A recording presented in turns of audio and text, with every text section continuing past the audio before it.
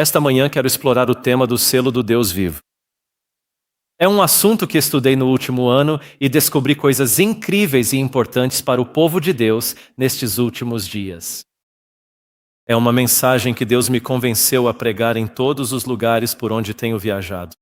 E descobri que, se o povo de Deus deseja ser selado antes da vinda de Jesus, Deus está chamando para uma experiência completamente diferente em muitos aspectos da nossa vida cristã. Então, nesta manhã, quero tratar de algumas perguntas enquanto estudamos este tema.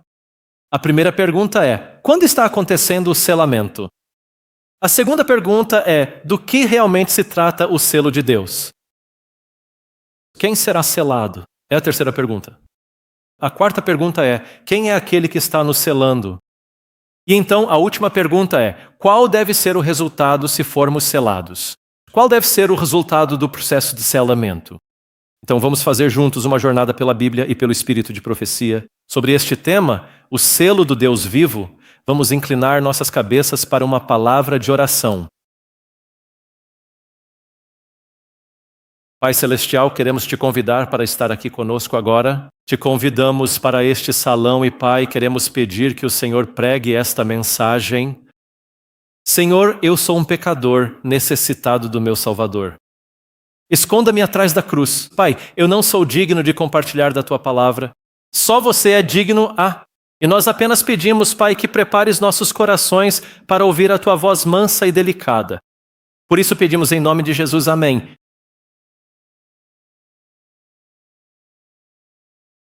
Então, onde encontramos essa expressão, o selo do Deus vivo? Vamos para Apocalipse capítulo 7, versículos 1 a 4. Apocalipse capítulo 7, versículos 1 a 4. A Bíblia diz: E depois destas coisas, vi 4 anjos em pé nos 4 cantos da terra, segurando os 4 ventos da terra, para que nenhum vento soprasse sobre a terra, nem sobre o mar, nem sobre árvore alguma. E vi outro anjo subir do Oriente, tendo o selo do Deus vivo. É aqui que encontramos a expressão: e ele clamou com grande voz. Então os 4 anjos se voltaram, aos quais foi dado o poder de danificar a terra e o mar, dizendo: Não danifiqueis a terra, nem o mar, nem as árvores, até que tenhamos selado os servos do nosso Deus nas suas testas.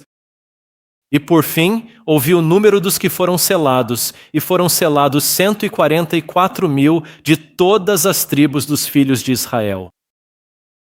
Então é daqui que vem a expressão, o selo do Deus vivo. Nossa primeira pergunta desta manhã é: quando ocorrerá a selagem? Bem, para sabermos disso, precisamos analisar o texto anterior e depois o texto posterior. Então vamos para Apocalipse 6:12. Apocalipse 6:12. Diz: E vi quando ele abriu o 6º selo, e eis que houve um grande terremoto, e o sol tornou-se negro como saco de crina, e a lua tornou-se como sangue. E versos. Sim, é verdade. Então vamos ficar aqui. Versículo 12 e versículo 13. Acho que está faltando o versículo 13, então vou lê-lo para vocês. Diz: E as estrelas do céu caíram sobre a terra, assim como a figueira, quando sacudida por um vento forte, deixa cair os seus figos verdes. Então, o versículo 12 e o versículo 13 são: o quê? O que está acontecendo? O que está acontecendo aqui? Esta era a abertura do 6º selo? Agora, alguém sabe quando é a abertura do 6º selo? Quando os eventos da abertura do 6º selo estão acontecendo? Quando houve um grande terremoto? Quando o sol ficou negro? Quando foi que... E quando a lua se tornou como sangue? Os anos 1700. Bem, 2 deles aconteceram nos anos 1700. E a última, quando as estrelas caíram do céu. Quando isso aconteceu?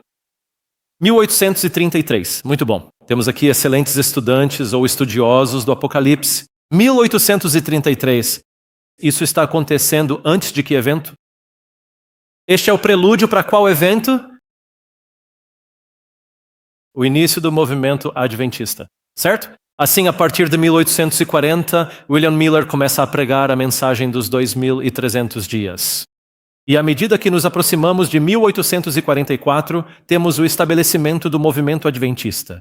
Portanto, a abertura do 6º selo é como esse prelúdio para o estabelecimento do movimento adventista. Agora, qual é o segundo evento que acontece depois de Apocalipse 7, 1 a 4? Chegamos a Apocalipse 8, 1. Em Apocalipse 8, 1 diz: quando ele abriu o sétimo selo, houve silêncio no céu por cerca de meia hora. Que evento é esse? Esse é a segunda vinda de Jesus, porque todo o céu vai se esvaziar e eles estarão a caminho da terra para ressuscitar os justos e levá-los de volta ao céu. Amém. Portanto, este é o sétimo selo e esta é a segunda vinda de Jesus. Então, em Apocalipse 7, 1 a 4, o selamento está acontecendo entre a abertura do sexto selo e a abertura do sétimo selo. E este é verdadeiramente o tempo do movimento adventista. Meus queridos irmãos e irmãs, estamos vivendo agora no solene tempo do selamento. Amém. Estamos vivendo no tempo do selamento. Este é o tempo do movimento adventista, a igreja remanescente no fim dos tempos. E irmãos e irmãs, Deus deseja selar. Deus deseja selar uma geração do seu povo. Ele deseja que uma geração do seu povo esteja pronta para o selo de Deus. E nós estamos vivendo nesse tempo. Se isso está claro, por favor, diga amém. Próxima pergunta. Quem está sendo selado? Quem está sendo selado? Já lemos isso em Apocalipse 7, verso 4. E ouvi o número dos que foram selados. E foram selados 144 mil de todas as tribos dos filhos de Israel. Então quem é que está sendo selado? Os filhos de Israel, os 144 mil. Deus deseja a conversão da igreja de Laodiceia aos 144 mil pouco antes de ele voltar. Deus, em cada geração da igreja adventista, tem tentado selar o seu povo. Ele tem tentado nos selar. E o selamento coincide com uma experiência de conversão aos 144 mil. Todos nós devemos nos esforçar. Ellen White diz que todos nós devemos nos esforçar para fazer parte dos 144 mil. E Deus tem tentado selar o seu povo. Deus tem tentado trazer uma geração do seu povo para se tornar os 144 mil. Agora vamos ler um pouco mais sobre os 144 mil. Vamos para Apocalipse 14 e vamos olhar alguns versículos aqui para entender as características dos 144 mil. Vamos olhar o versículo 1. Diz: E eis que olhei, e eis que um cordeiro estava em pé no monte Sião, e com ele 144 mil pessoas que tinham o nome do Pai escrito em suas testas. Então, característica número 1. Os 144 mil terão o nome do Pai escrito em suas testas. Verso 4. Estas são as que não se contaminam com mulheres, pois são virgens espirituais. Esses são os que seguem o Cordeiro por onde quer que ele vá. Esses foram redimidos entre os homens, sendo as primícias para Deus e para o Cordeiro. Verso 5. E em suas bocas não se achou engano, pois são irrepreensíveis diante do trono de Deus. Aqui está o versículo 12. Eis a paciência dos santos, eis aqui os que guardam os mandamentos de Deus e a fé em Jesus. Agora, entre o versículo 5 e o versículo 12, temos os versículos 6 a 11. E o que está contido nos versículos 6 a 11? As mensagens dos 3 anjos. Portanto, os 144 mil são capazes de pregar as mensagens dos 3 anjos. Os 144 mil não são pessoas que apenas ouviram as mensagens dos 3 anjos. Eles não são pessoas que apenas aprenderam uma vez na vida as mensagens dos 3 anjos. Os 144 mil, para que tenhamos a experiência de conversão, precisamos ser capazes de pregar as mensagens dos 3 anjos.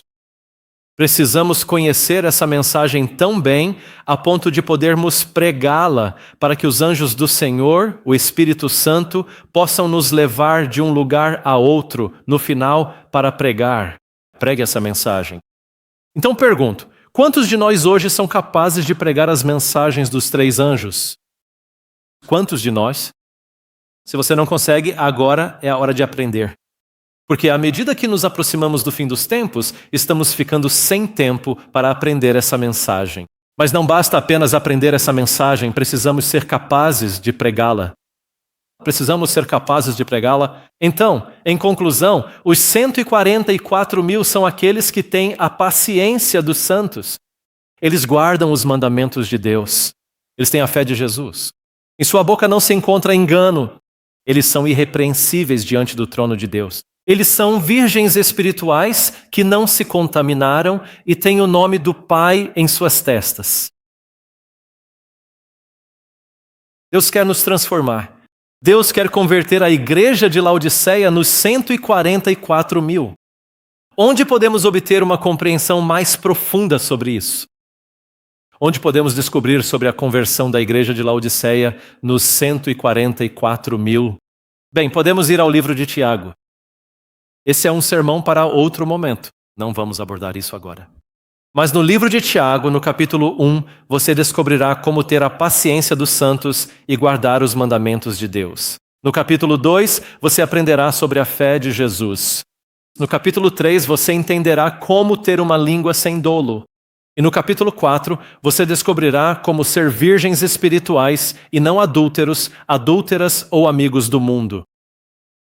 No livro de Tiago, você encontrará na história de conversão dos 144 mil. Como eu disse, esse é um sermão para outro momento.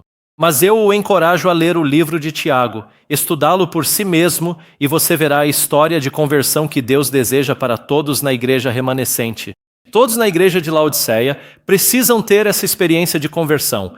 E aqueles que realmente estiverem prontos para essa experiência de conversão, eles se tornarão os 144 mil.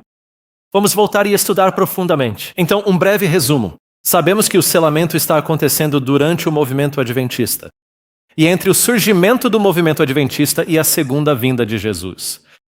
Os que estão sendo selados são os 144 mil. E lemos sobre suas características em Apocalipse 14. Veja, hoje em Thompsonville, o selamento do povo de Deus está acontecendo em conjunto com a necessidade de trabalhar para as missões. E eu sei que a missão da igreja, o mandato que recebemos é ir, certo? Ir. Mas mais importante do que ir para as missões é a necessidade de ser selado com o selo do Deus vivo. Quando os 4 anjos em Apocalipse 7 estão segurando os 4 ventos, eles não estão perguntando se os adventistas levaram o evangelho a todo o mundo. Embora isso seja importante e iremos relacionar esse assunto com missões bem no final do sermão, para Deus há algo mais importante. Ele está preocupado se os servos do Deus vivo serão selados. Como sabemos que estamos selados? Deus deseja que o seu povo tenha o caráter de Deus, conforme descrito em Apocalipse 14, a respeito dos 100, e também exposto no livro de Tiago. Se estiver claro, quero ouvir você dizer amém. Agora vamos analisar mais a fundo a próxima questão. O que está sendo selado no povo de Deus? Eu sei que costumamos dizer que o sábado é o selo de Deus, certo? Mas vamos dar uma olhada na Bíblia e ver o que ela diz. Isaías 8,16 diz: ata o testemunho. Selar o quê?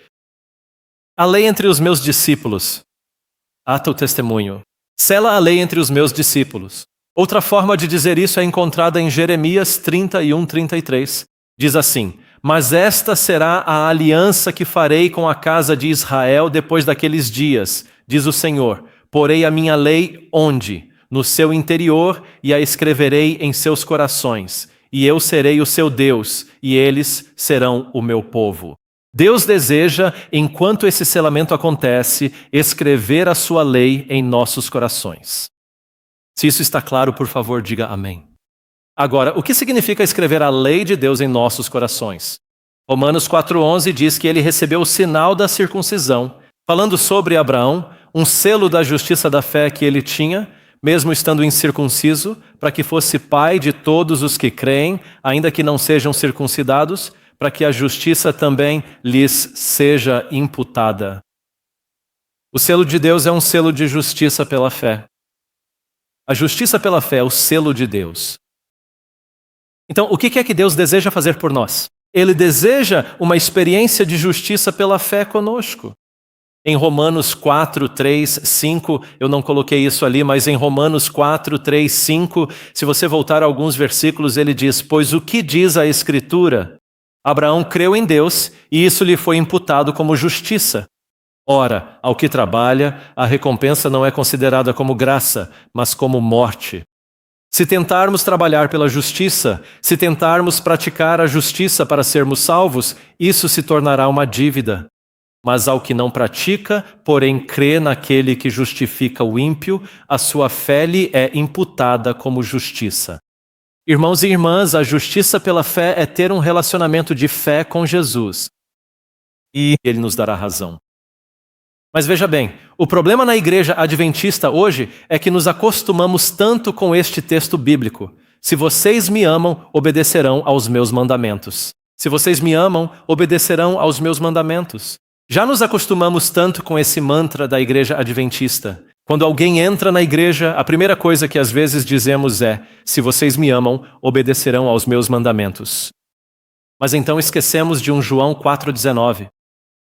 Nós o amamos porque ele nos amou primeiro. Nós o amamos porque ele nos amou primeiro. Irmãos e irmãs, infelizmente fizemos da lei o nosso tutor. Infelizmente fizemos da lei o nosso ídolo. E estamos tentando chegar ao céu guardando a lei. Não podemos fazer isso. É impossível.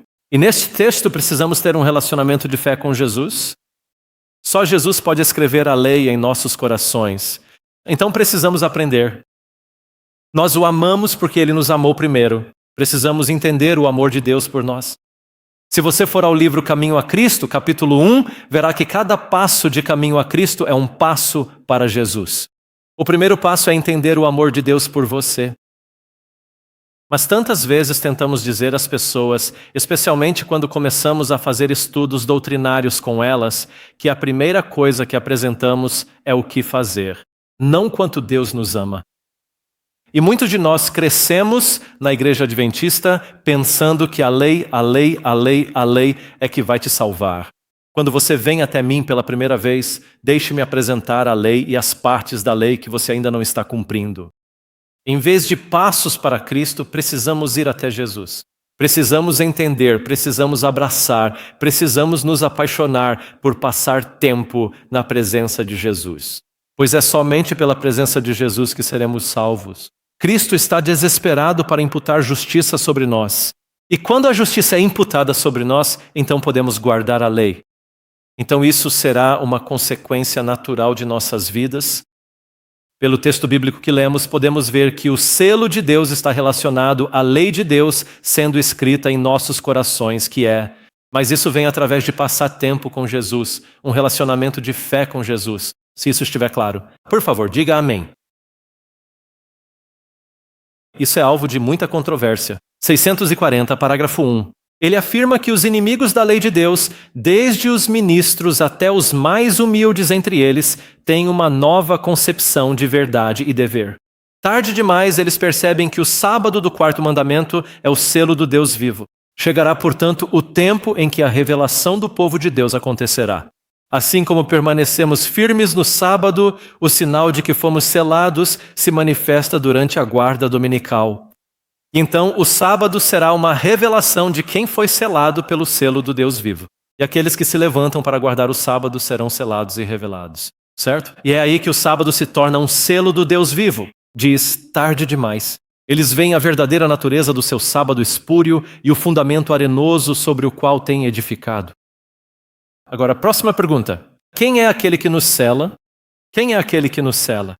Vamos para Efésios capítulo 1, versículos 13 e 14.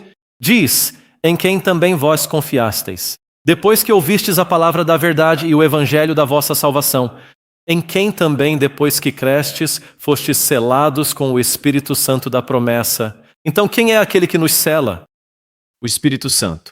Deixe-me terminar. Diz, o qual é o penhor da nossa herança para a redenção da possessão adquirida para louvor da sua glória.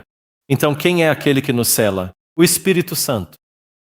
Agora, se o Espírito Santo, o terceiro membro da Trindade, é quem nos sela, não é de se admirar que hoje o diabo faça de tudo para desacreditar o Espírito Santo. Não é de se admirar que o diabo esteja espalhando pela igreja que o Espírito Santo não é Deus, que o Espírito Santo não existe, ou que não precisamos adorar o Espírito Santo. Se o Espírito Santo é o terceiro membro da Trindade, toda vez que você adora a Deus, você está adorando o Espírito Santo. Se isso está claro, por favor, diga amém. Nós precisamos do Espírito Santo. Ele é o terceiro membro da Trindade enviado para concluir o selamento entre o povo de Deus. Agora, o que mais sabemos sobre o Espírito Santo? Vou pular este texto.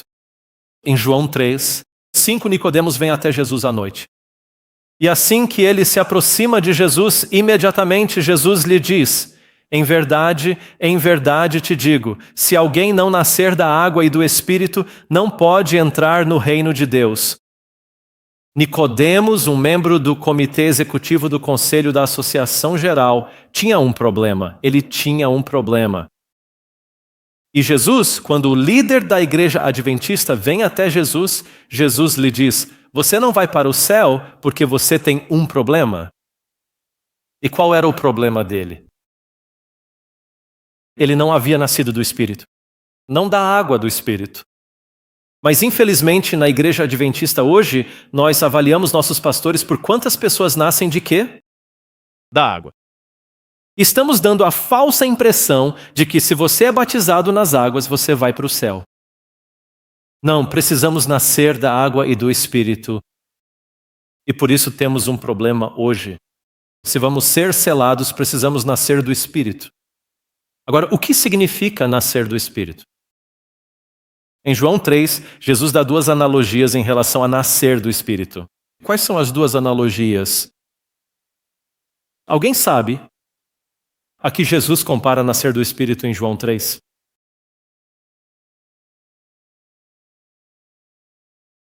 O vento? Muito bem, certo? Então Jesus nos diz o seguinte: você não pode ver o vento, mas certamente pode ouvi-lo e também senti-lo.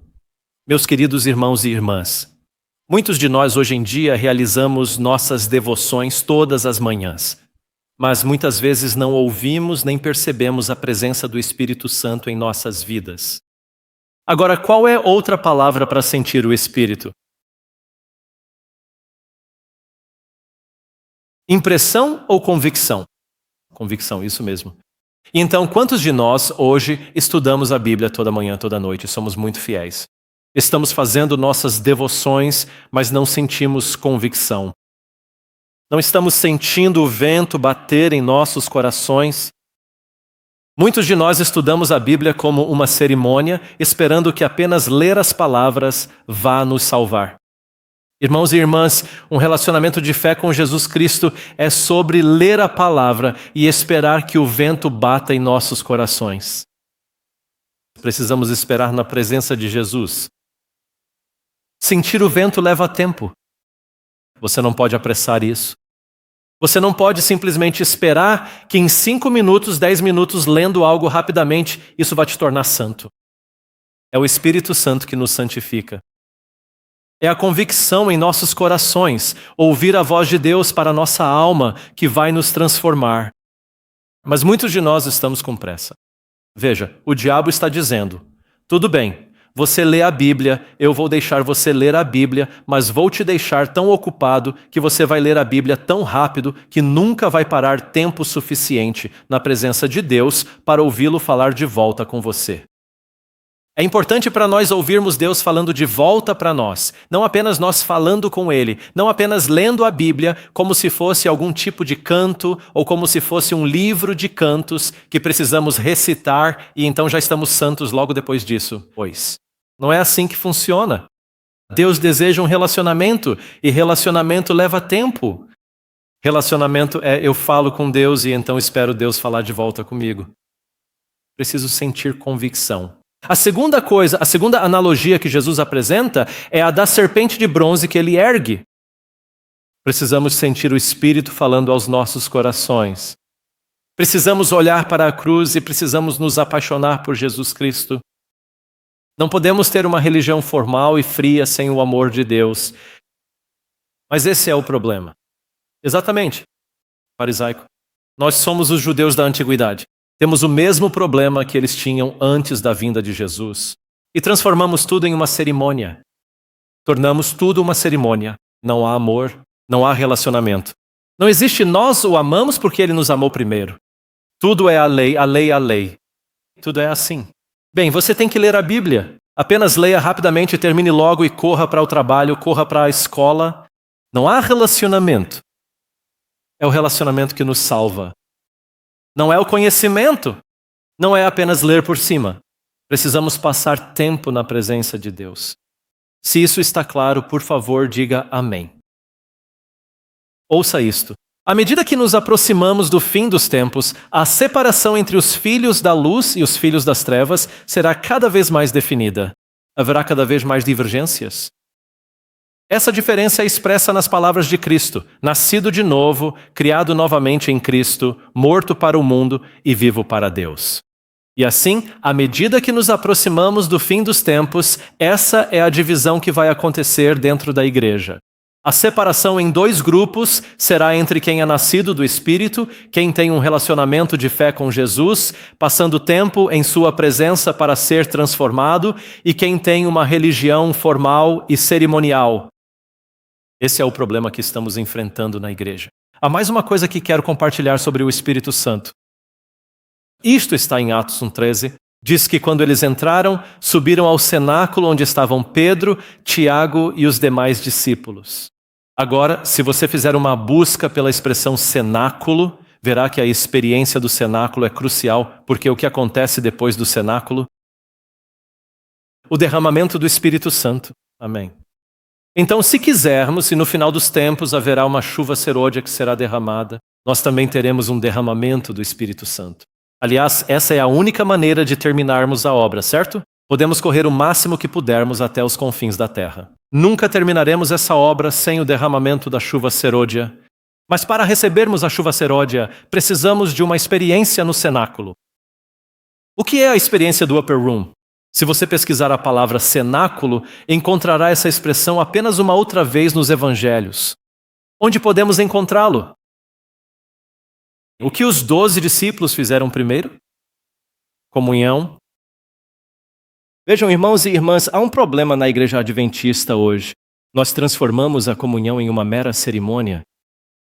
Nós transformamos a comunhão, assim como os judeus antigos transformaram os sacrifícios em uma cerimônia sem significado, nós transformamos a comunhão em uma cerimônia sem significado. Deixe-me explicar. Se você olhar o capítulo em O Desejado de Todas as Nações sobre a primeira ceia, vai e leia, certo? Ellen White pergunta: para que serve o lava-pés?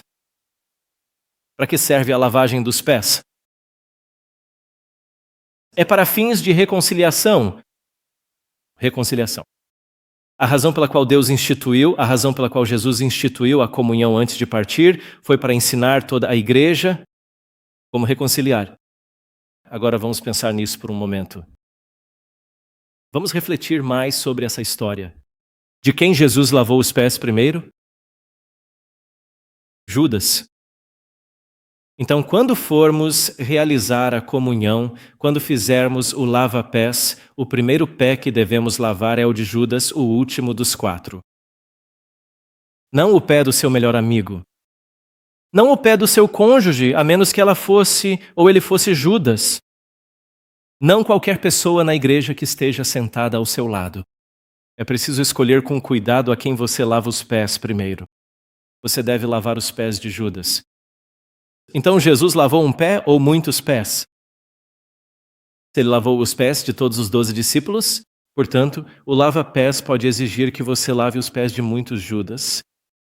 Você pode precisar lavar os pés de várias pessoas para uma reconciliação completa na igreja. Quando nos reunimos, quando terminamos o lava-pés, todos devem estar reconciliados. Foi isso que eles fizeram no cenáculo. Foi isso que 120 pessoas fizeram em 10 dias. Eles se reconciliaram com todos. Não havia ninguém guardando mágoa de nada ao final dos 10 dias. No entanto, hoje o que fazemos? Em 10, 15 minutos, simplesmente escolhemos alguém e lavamos seus pés. E depois disso, comemos um biscoitinho e bebemos um copinho. Sem significado. Não há significado a menos que a igreja esteja reconciliada. Quando cheguei a esse entendimento, estávamos começando um plantio de igreja em 2024, no início de 2024. Em 2024, levei isso ao conselho da igreja e disse: pessoal, descobri algo novo. E quero propor que mudemos a forma como fazemos o lava-pés e a comunhão. Então, o que fizemos foi transferir o lava-pés e a comunhão para a parte da tarde. E começamos por volta das 15 horas. E damos 3 horas para o lava-pés. E, ao nos reunirmos, antes de começarmos o lava-pés, lemos passagens da primeira ceia. E eu lembro a todos, por favor, considerem em oração quem foi o seu Judas do último trimestre. E depois disso, pelas próximas 3 horas, as pessoas ficam orando em silêncio. As pessoas se aproximam umas das outras. As pessoas estão se reconciliando. Os homens lavam os pés dos homens, e eu talvez tenha que lavar os pés de 5 a 10 pessoas, dependendo de quantas pessoas forem, a quem eu ofendi. Do último trimestre ou de quem estou pedindo perdão. E as mulheres, da mesma forma, lavam os pés das mulheres. Se for homem com mulher, eles vão para um canto, sentam-se e se reconciliam verbalmente e então oram juntos.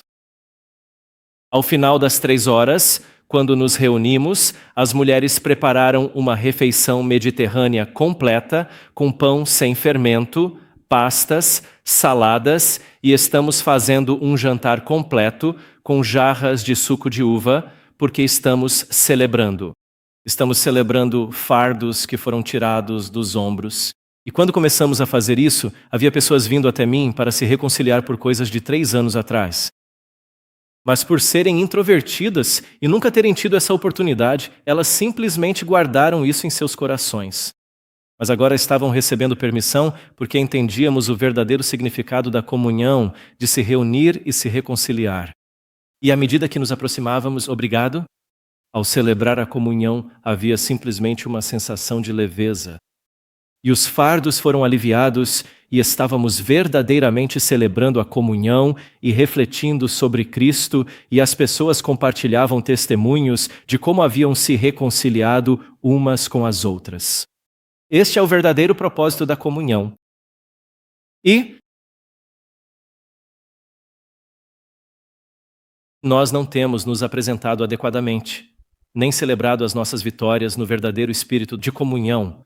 E eu acredito que estamos perdendo o poder do Espírito Santo nas congregações porque estamos perdendo a reconciliação, certo? Jesus instituiu a comunhão para ensinar a igreja a dizer "me desculpe". E não há o suficiente disso nas famílias entre marido e esposa hoje em dia. Não há o suficiente entre filhos e pais hoje em dia. Não há o suficiente. Entre irmãos e irmãs sentados em lados opostos dos bancos, precisamos voltar a aprender a dizer "me desculpe". E esse é o último ponto que quero deixar para nós, que Deus deseja isso de nós. E veja o que Ellen White diz em O Desejado de Todas as Nações, página 651.2. Para aqueles que recebem o espírito do serviço, ele nunca pode se tornar um mero cerimonial, mas foi exatamente isso que fizemos dele. Sua lição constante será: pelo amor, sirvam uns aos outros.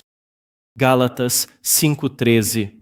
Ao lavar os pés de seus discípulos, Cristo deu prova de que faria qualquer serviço, por mais humilde que fosse, para torná-los herdeiros com ele das riquezas eternas do tesouro do céu. Seus discípulos, ao realizarem o mesmo rito, comprometeram-se da mesma forma a servir seus irmãos. Irmãos e irmãs, precisamos de maior unidade na igreja, e isso só pode acontecer se nos humilharmos, se criarmos uma cultura. A cada trimestre, aprendendo a dizer "me desculpe", e isso nos unirá. Última pergunta: qual é o resultado de ser selado? Efésios capítulo 4, versículos 30 a 32. E não entristeçais o Espírito Santo de Deus, no qual fostes selados para o dia da redenção. Toda amargura, ira, cólera, gritaria e blasfêmia sejam tiradas de entre vós, bem como toda malícia. Sede bondosos uns para com os outros, compassivos, perdoando-vos uns aos outros. Comunhão. Assim como Deus, por amor de Cristo, vos perdoou, como experimentamos esse perdão? Lava, pés e comunhão. Mas o que devemos fazer? Supõe-se que devemos nos afastar de todas essas coisas: amargura, ira, raiva, clamor, maledicência e malícia. Próximo texto, 2 Timóteo 2, versículo 19. Contudo, o fundamento de Deus permanece firme e seguro, tendo este selo: O Senhor conhece os que lhe pertencem. Aparte-se da iniquidade todo aquele que invoca o nome de Cristo. Qual é, então, o sinal, a evidência ou o resultado do selamento? Vitória sobre o pecado. Assim que formos selados, o povo de Deus entenderá o que significa ter vitória sobre o pecado. E o que é a vitória sobre o pecado? Um relacionamento com Jesus baseado na fé. Aprender a sentar aos pés de Jesus enquanto Ele transforma nosso caráter nos dará a vitória sobre o pecado. Amém? Cristo em nós, a esperança da glória. O último texto, antes de eu apresentar algumas citações de Ellen White. Não trabalhem, João 6,27. Trabalhem, não pela comida que perece, mas pela comida que permanece para a vida eterna, a qual o Filho do Homem vos dará, porque a este Deus o Pai selou. Enquanto viajo de um lugar para outro e compartilho essa mensagem, vejo que Deus está tocando o coração do seu povo. Está acontecendo uma mudança hoje à medida que as pessoas entendem o quão perto estamos do fim dos tempos. Cada vez mais pessoas, empresários, estudantes, jovens estão deixando de buscar o alimento que perece para buscar o alimento da vida eterna para trabalhar na linha de frente do ministério de Deus. E essa tem sido a convicção que Deus colocou em meu coração há alguns anos. Enquanto eu compreendia e estudava Daniel 11 e percebia que estamos entrando nos últimos versículos de Daniel 11, percebo, estou ficando sem tempo para trabalhar pelo alimento da vida eterna. E assim, para muitos de nós hoje, se você está percebendo que Jesus está voltando em breve, precisa haver uma mudança. Você precisa mudar do seu caminho de carreira, de construir celeiros maiores, de pensar em como o seu negócio vai crescer, de progredir na sua carreira. Para onde posso servir na linha de frente da obra de Deus? Porque estou ficando sem tempo para aprender a fazer isso. E se eu não aprender a fazer isso agora, não vou conseguir fazer quando chegar a hora. Isso vai ser algo estranho para mim. Vai ser difícil para mim pensar em como faço essa transição do alimento que perece para o alimento da vida eterna. Como eu equilibro e dedico cada vez mais tempo à obra de Deus e cada vez menos tempo às minhas buscas mundanas? Precisamos começar a fazer isso agora. O selamento está acontecendo e o povo de Deus precisa começar a mudar o foco. Se eu penso sobre meus estudos, vejo cada vez mais jovens vindo para a nossa escola bíblica. Logo após o ensino médio, eles se envolvem no trabalho bíblico e nunca mais olham para trás. Porque Deus mudou a mente deles e eles não são menos por isso. Eles não estão perdendo nada, eles não ficam mais pobres por entregarem suas vidas a Deus. E Deus pega isso e os leva até os confins da terra. Há uma garota, acho que ela gravou aqui no ano passado. O nome dela é Sabrina Hugh. Ela lidera nosso aplicativo de música chamado Musicverse e ela veio até nós. Quando ela tinha 17 anos, logo após terminar o ensino médio, ela tinha uma autoestima muito baixa. Mas ao longo dos anos, à medida que ela decidiu se dedicar integralmente ao ministério, seus pais a pressionaram, sua irmã a pressionou para sair do trabalho bíblico e conseguir um emprego de verdade, mas ela persistiu com o Senhor. E hoje ela lidera nosso aplicativo de música chamado Musicverse e já viajou pelo mundo todo para compartilhar canções com versículos bíblicos. Ela compõe canções bíblicas mensalmente ou bimestralmente. E as compartilha, tendo viajado pelo mundo para falar e compartilhar sobre a obra de Deus, sobre o que Deus fez em sua vida e para ensinar as pessoas a música, sabe, a música certa que devemos cantar. E devemos, assim como Deus nos acolheu, Deus nos acolherá se estivermos dispostos a nos entregar. Amém? Para finalizar, gostaria de compartilhar com vocês algumas citações de Ellen White que estão no teto. Vamos dar uma olhada. O Senhor me deu uma visão em 26 de janeiro de 1850 que relatarei a seguir. Percebi que algumas pessoas do povo de Deus são tolas e inativas. Ora, se as pessoas em 1850 eram estúpidas e apáticas, o que dizer das pessoas em 2025? Em 2025 seremos ainda mais estúpidos e ainda mais inertes. Amém? Mas meio adormecidos não se dão conta da época em que estamos vivendo, e que alguns correm o risco de serem levados pela correnteza. Implorei ao anjo que tivesse piedade e salvasse aqueles que amam este mundo, que estão apegados aos seus bens e não estão dispostos a se desapegar deles e a fazer sacrifícios, para que os mensageiros possam chegar rapidamente para alimentar os famintos que estão perecendo por falta de alimento espiritual.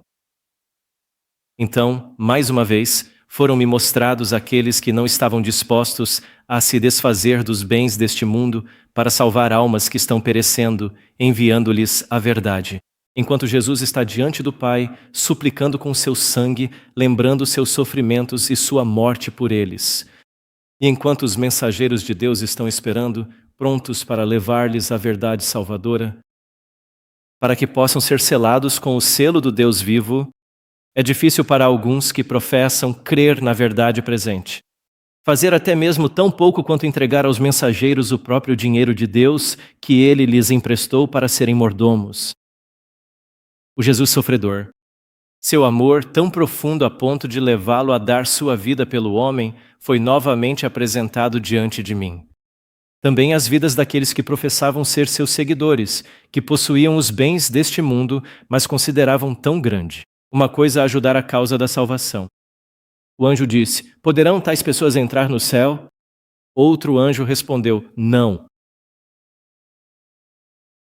Jamais. Aqueles que não se interessam pela causa de Deus na terra jamais poderão cantar a canção do amor redentor no céu. Irmãos e irmãs, precisamos passar da carne que perece para a carne da vida eterna. Amém? Aqui estão mais algumas citações. O grande abalo começou e continuará, e todos serão abalados, aqueles que não estiverem dispostos a tomar uma atitude ousada, uma postura inabalável pela verdade. E para quê? Sacrifício por Deus e por sua causa. O anjo disse: pensais que alguém será obrigado a sacrificar? O anjo está perguntando: podemos forçar os adventistas a sacrificar? Não. Deve ser uma oferta voluntária. Será necessário tudo para comprar o campo. Irmãos e irmãs, vocês estão se preparando para entregar tudo a Jesus? À medida que nos aproximamos do fim da história da Terra e como adventistas, vemos a profecia se cumprindo diante dos nossos olhos. Estamos nos preparando para dar tudo para comprar o campo? Clamei a Deus para poupar seu povo, alguns dos quais estavam desfalecendo e morrendo. Então vi que os juízos do Todo-Poderoso estavam vindo rapidamente e supliquei ao anjo que falasse em sua linguagem ao povo. Ellen White está dizendo: anjo, por favor, desça. Se você descesse nesta congregação agora mesmo e falasse a todas as pessoas que estão sentadas aqui, elas fariam alguma coisa. Observe o que o anjo diz. Ele disse: todos os trovões e relâmpagos do Monte Sinai não moverão aqueles que não são movidos pelas verdades claras da palavra de Deus. Nem mesmo a mensagem de um anjo os despertaria. Se um anjo descesse agora, todos nós ficaríamos assustados e então sairíamos da igreja e faríamos exatamente o que estamos fazendo hoje. Não haverá mudança. Você precisa responder aos avisos já dados. Você precisa responder à mensagem desta manhã. Não espere por um evento milagroso. Nem todos os que professam guardar o sábado serão selados. É por isso que o sábado não é o selo de Deus. Há muitos entre aqueles que ensinam a verdade aos outros que não receberão o selo de Deus em suas testas. Eles tinham a luz da verdade. Eles conheciam a vontade de seu mestre. Eles entendiam cada ponto da fé, mas não tinham obras correspondentes. Aqueles que são tão familiarizados com a profecia e os tesouros da sabedoria divina deveriam ter vivido sua fé. Como vivemos a nossa fé, irmãos e irmãs? Mudem do alimento que perece para o alimento da vida eterna. Precisamos começar a mudar agora. Agora é o momento de mudar. Não espere até que seja tarde demais. Vá e sirva ao Senhor. O céu será barato o suficiente se o alcançarmos através do sofrimento. Devemos negar a nós mesmos ao longo de todo o caminho, morrer para o eu diariamente, deixar que apenas Jesus apareça e manter a sua glória continuamente diante de nós. Vi que aqueles que recentemente abraçaram a verdade terão que aprender o que é sofrer por amor a Cristo, que terão provações a enfrentar. Essas provações serão intensas e dolorosas, para que possam ser purificados e preparados através do sofrimento para receber o selo do Deus vivo. Irmãos e irmãs, haverá sofrimento? Haverá abnegação e precisamos começar a praticar isso agora. Passar pelo tempo de angústia, ver o Rei em sua beleza e habitar na presença de Deus e dos anjos puros e santos. Disse o anjo: negue a si mesmo. Vocês precisam avançar rapidamente.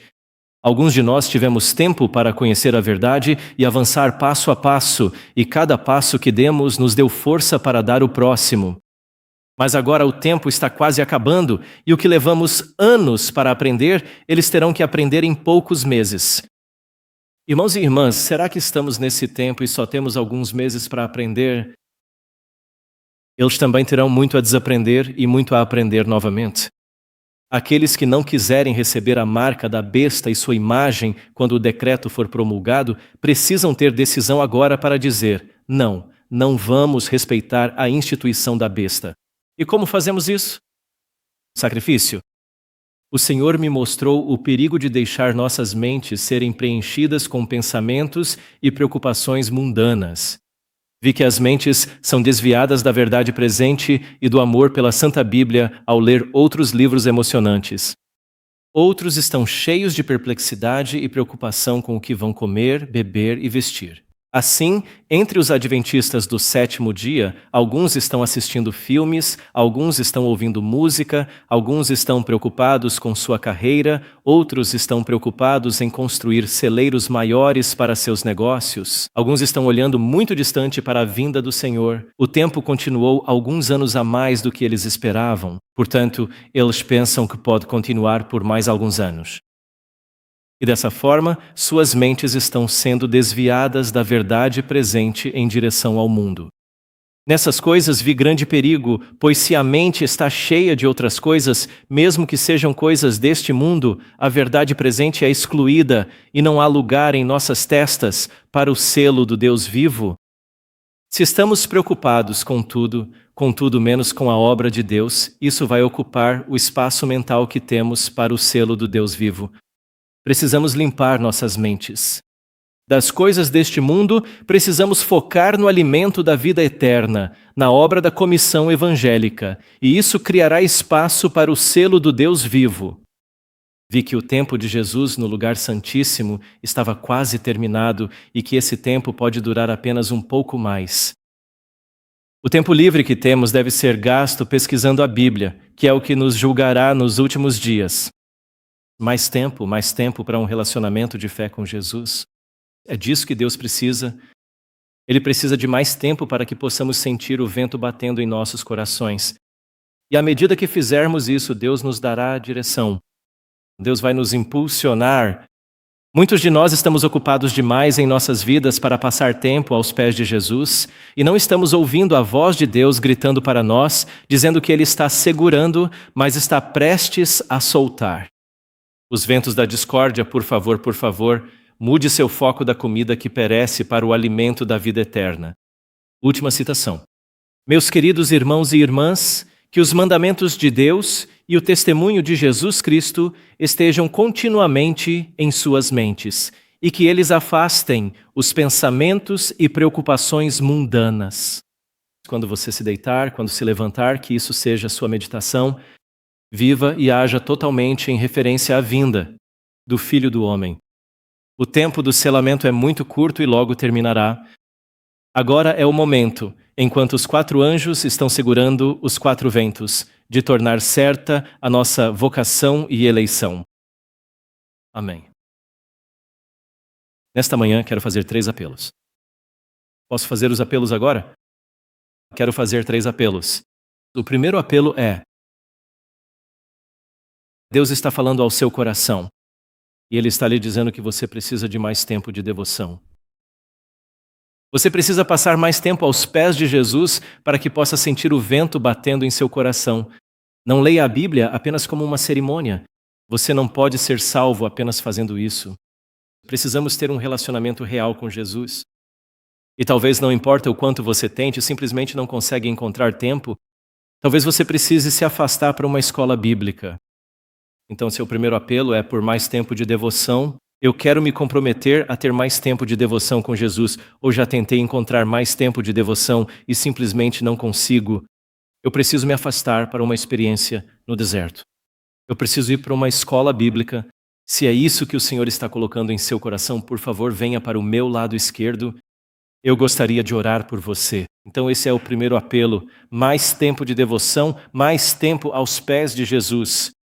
Se você quer oração por isso, por favor, venha para o meu lado esquerdo. O segundo apelo é: irmãos e irmãs, há alguma reconciliação que você precisa fazer em sua igreja? Você precisa lavar os pés de Judá? Você tem guardado ressentimento no coração e precisa se reconciliar com um irmão ou irmã e precisa de oração para isso? Por favor, venha para o meio. Certo, então, um tempo de devoção maior, mova-se mais para a esquerda, dar espaço para quem está vindo para frente. Você precisa de oração por reconciliação, e isso é algo com o qual você realmente está lutando e precisa que Deus remova essa montanha do seu coração para que você possa se reconciliar. Por favor, venha para o meio. Eu quero orar por você. O terceiro apelo que quero fazer é que você perceba que Deus está te chamando para um sacrifício maior, que é necessário haver um sofrimento maior pela causa de Cristo, e você tem estado muito focado na comida que perece e deseja fazer um sacrifício para o Senhor, quero que você venha para a minha direita.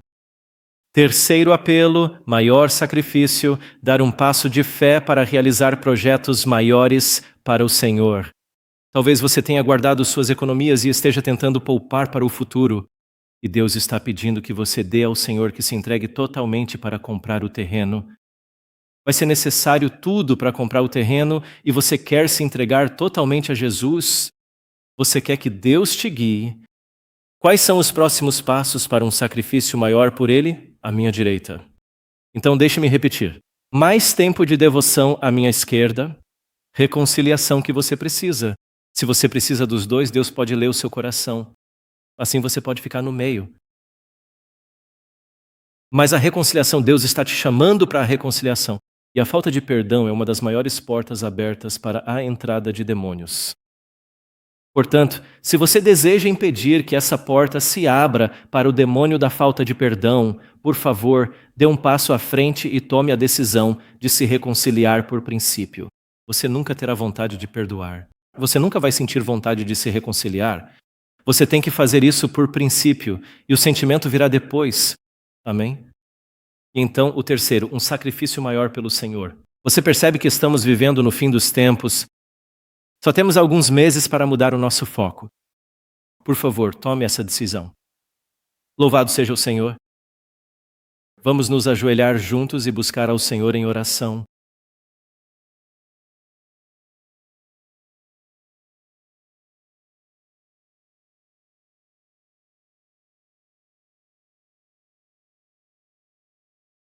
Pai Celestial, eu te agradeço pela inspiração do Teu Espírito Santo. Agradeço-te, Pai, por teres pregado este sermão. Agradeço-te, Pai, pelo poder de convicção que colocaste em cada um de nossos corações. E, Senhor, Tu nos mostraste que estás segurando os quatro ventos por causa do Teu povo, porque precisas que haja uma transformação em nossas vidas. Senhor, ajuda-nos a não viver a vida como de costume. Não temos tempo suficiente para continuar vivendo como se tudo estivesse normal. Senhor, é necessário que haja uma mudança. E eu te agradeço, Pai, por aqueles que vieram à frente, e eu quero fazer uma oração especial por cada uma dessas pessoas. Pai, para aqueles que desejam ter um tempo de devoção mais longo contigo, Tu colocaste em seus corações que eles têm te privado de tempo. E assim, Senhor, eu oro para que nos próximos dias e semanas Tu seles em seus corações essa decisão de sacrificar e te dedicar mais tempo, mesmo que isso signifique chegar mais tarde ao trabalho, mesmo que isso signifique chegar mais tarde à aula, mesmo que isso signifique mudar de emprego, só para que possamos ter mais tempo para Jesus, porque Jesus é aquele que vai nos salvar, ninguém mais, nada mais neste mundo. E por isso, Pai, por favor, dá-lhe sabedoria.